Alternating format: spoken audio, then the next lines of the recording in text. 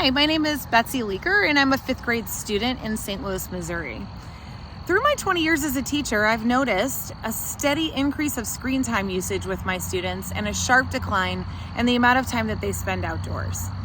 The kids are becoming more connected to video games and YouTube and less connected to the oak trees and the squirrels on our playground.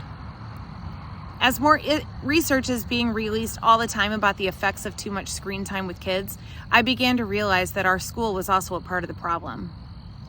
There was a decrease in the amount of recess time that the students got in school when we were faced with standardized test pressures.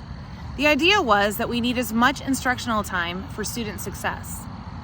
But what if learning doesn't always have to be in a place where there are 4 walls in a classroom?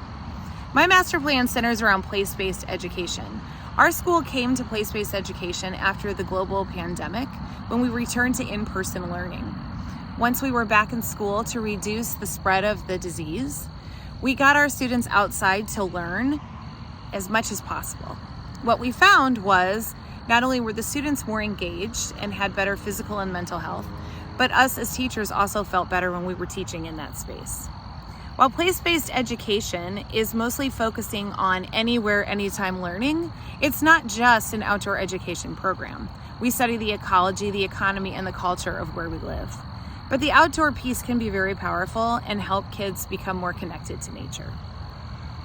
The place-based journey is what we have chosen to do at our school through professional development with the Teton Science School. At the same time that this was happening, we also were creating some outdoor spaces like a restored prairie and several pollinator, songbird, and other native gardens that would give students a more rich experience in their outdoor space here at school.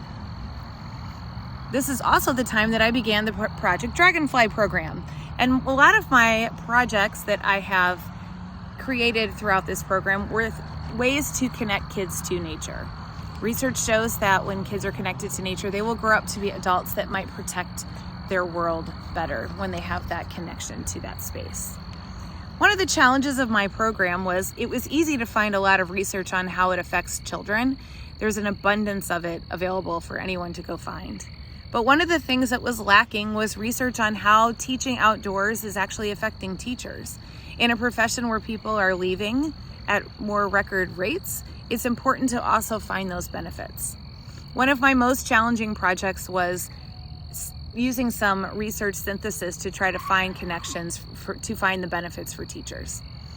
Some of my rewarding projects that I did in this project were I was able to listen to my colleagues at work explain some of the reasons why they were reluctant to take kids outside to teach lessons. And I was able to create a slideshow presentation and give them some easy and useful ways for them to just begin their journey of teaching outdoors with the classroom management piece, and also just with some engaging activities that they can do around the spaces in our schoolyard.